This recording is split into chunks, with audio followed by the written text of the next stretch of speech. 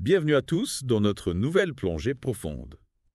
On s'attaque à un grand classique de la productivité aujourd'hui, Ah oui, Avaler le crapaud, le best-seller de Brian Tracy. ah oui, celui-là, Vous connaissez?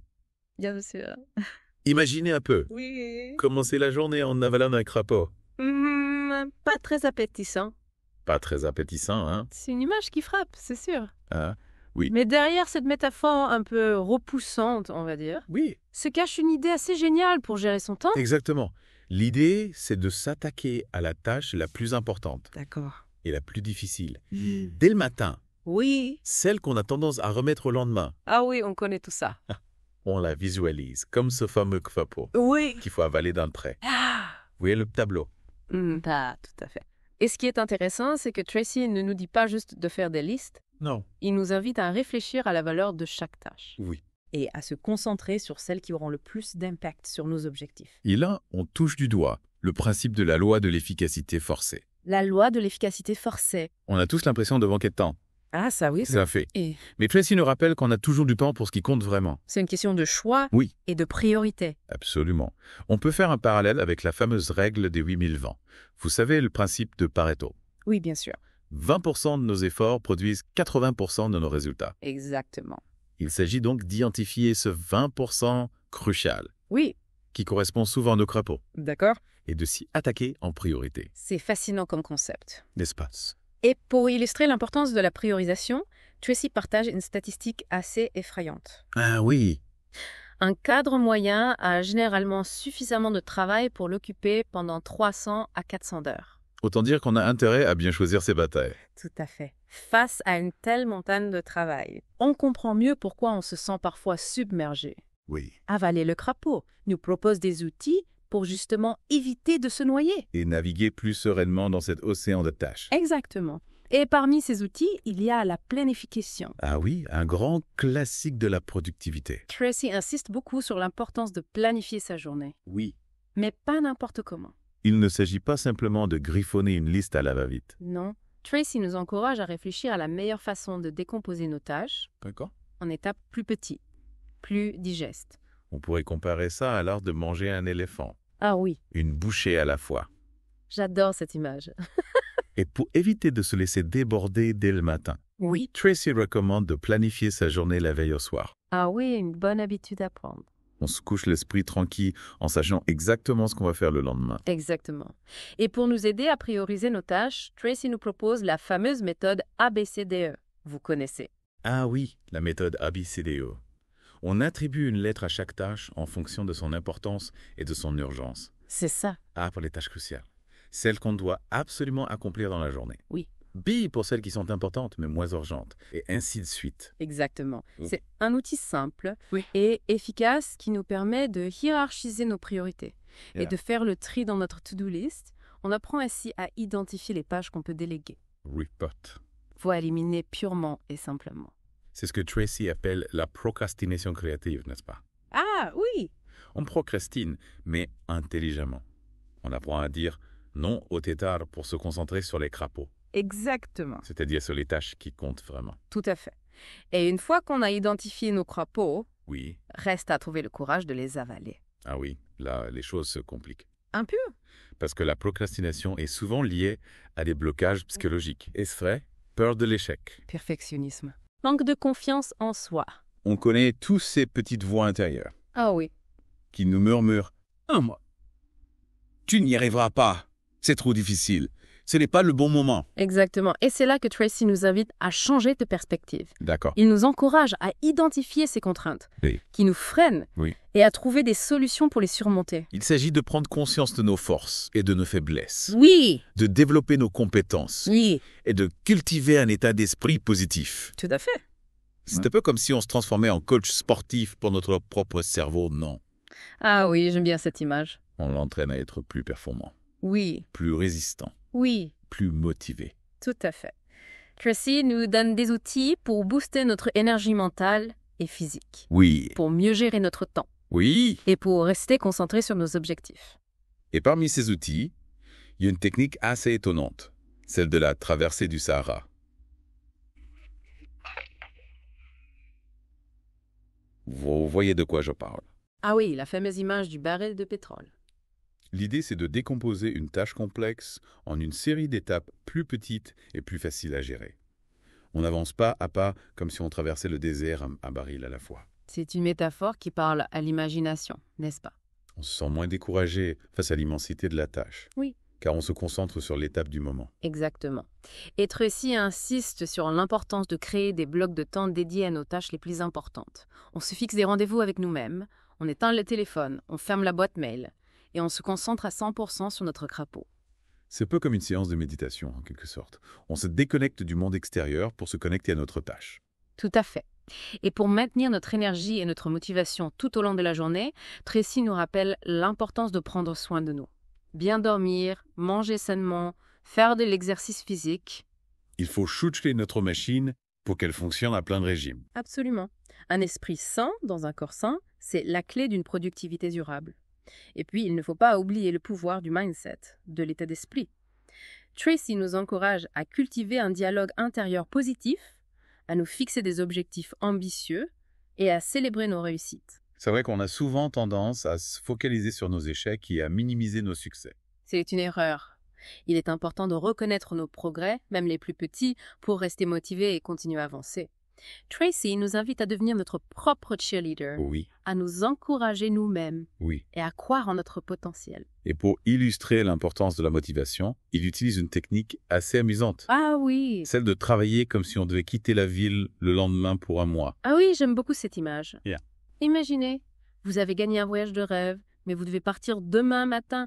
Du coup, vous vous mettez à travailler avec une énergie décuplée pour boucler tous les dossiers importants avant de partir. C'est une excellente façon de se motiver. C'est vrai que ça met un petit coup de boost. Oui. On se rend compte que finalement, on est capable de beaucoup plus de choses quand on se met un peu la pression. Et puis, ça nous force à prioriser l'essentiel. Yeah. Et à laisser de côté les tâches moins importantes. Exactement. Et c'est une transition parfaite pour aborder la suite de notre discussion. Les stratégies concrètes que Tracy nous propose pour avaler nos crapauds plus facilement. Mais avant de plonger dans le vif du sujet, j'aimerais savoir ce qui vous a le plus marqué jusqu'ici. Qu'est-ce qui a résonné en vous?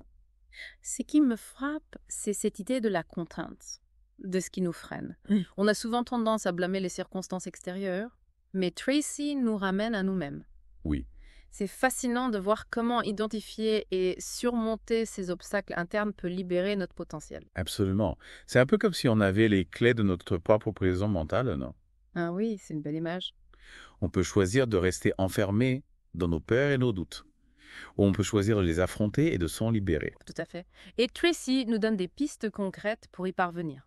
Il parle notamment de l'importance de développer nos compétences dans nos domaines de résultats clés. Oui. C'est-à-dire les domaines où notre expertise a le plus d'impact. Un peu comme un joueur de foot qui se concentrerait sur son jeu de jambes, Oui. plutôt que sur sa capacité à réciter des poèmes, si je comprends bien. Exactement. L'idée est de mettre l'accent sur ce qu'on fait le mieux. Et ce qui nous permet d'apporter le plus de valeur, c'est une façon de devenir indispensable, d'exceller dans son domaine et de progresser plus rapidement. Et comment fait-on pour identifier ces fameux domaines de résultats calqués? Alors, Est-ce qu'il faut consulter une boule de cristal à quai? pas besoin de magie. Tracy nous suggère de nous poser des questions. Oui. Simples mais puissantes. D'accord. Quel est mon rôle principal dans l'entreprise? Quelles sont les tâches qui me permettent d'obtenir des résultats concrets? Qu'est-ce que je fais mieux que les autres? Des questions qui invitent à une véritable introspection. On pourrait presque parler d'un voyage au cœur de ses propres compétences. C'est une belle image.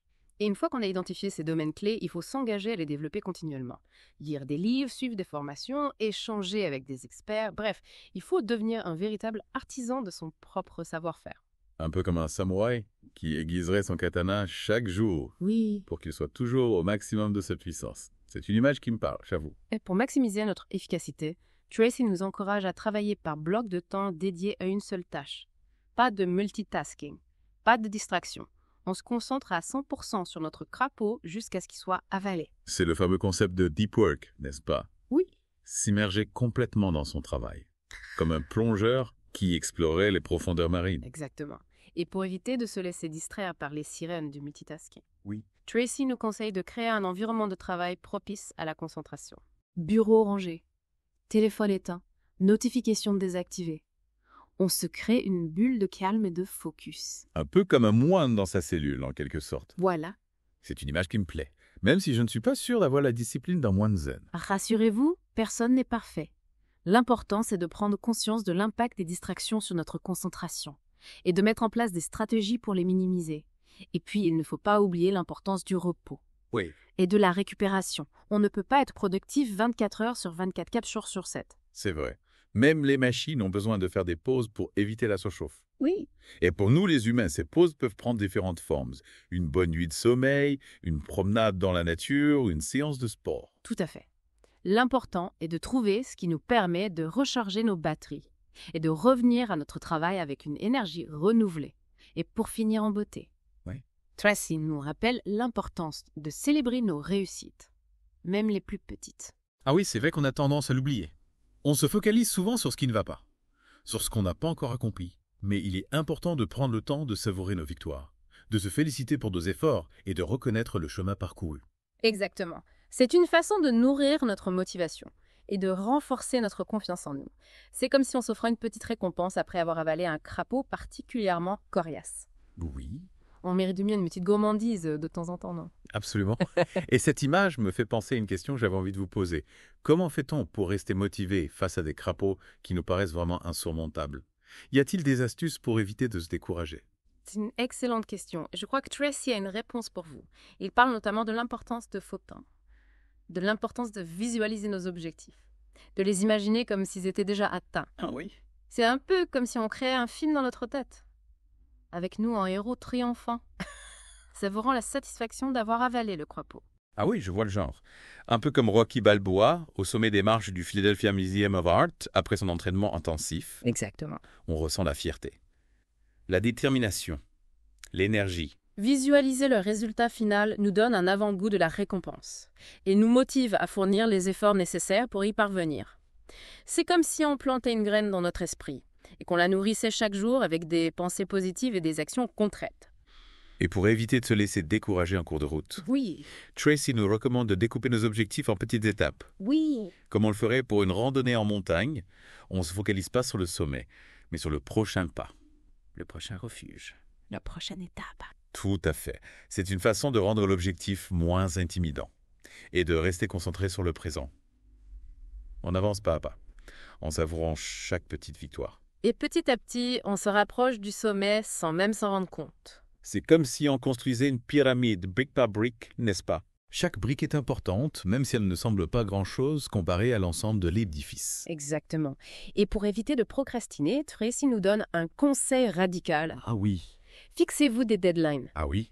Imposez-vous des contraintes de temps pour vous mettre la pression D'accord. et vous obliger à passer à l'action. Ah oui, la main fatale contre la procrastination. Un peu comme un compte à rebours qui nous rappelle que le temps presse Oui, et qu'il faut se mettre en mouvement. tout à fait. Et pour maximiser l'impact de cette technique, Tracy suggère de rendre nos deadlines publics, de les partager avec des amis, des collègues ou même sur les réseaux sociaux. Ah oui, la pression sociale. On s'engage publiquement à atteindre un objectif, ce qui nous motive à tenir parole et à ne pas se défiler. C'est une technique redoutablement efficace. Et pour aller encore plus loin, Tracy nous encourage à nous entourer de personnes positives et inspirantes, qui nous soutiennent dans nos projets et nous challenge à donner le meilleur de nous-mêmes. Un peu comme une équipe de supporters qui nous encourage depuis les gradins. Leur énergie est contagieuse et nous pousse à nous dépasser. Tout à fait. Et pour conclure cette plongée profonde dans l'univers de Avaler le crapaud, je crois qu'on peut dire que ce livre nous offre une véritable boîte à outils pour booster notre productivité, atteindre nos objectifs et vivre une vie plus épanouissante. Absolument. C'est un livre qui nous encourage à prendre notre destin en main, à ne plus subir notre quotidien, mais à le créer, à devenir les architectes de notre propre bonheur, Alors, prêt à avaler votre crapaud? plus que jamais. Et pour nos auditeurs, on espère que cette exploration vous aura donné des pistes concrètes pour booster votre productivité et atteindre vos objectifs. N'oubliez pas, le plus important, c'est de passer à l'action. À bientôt pour une nouvelle aventure.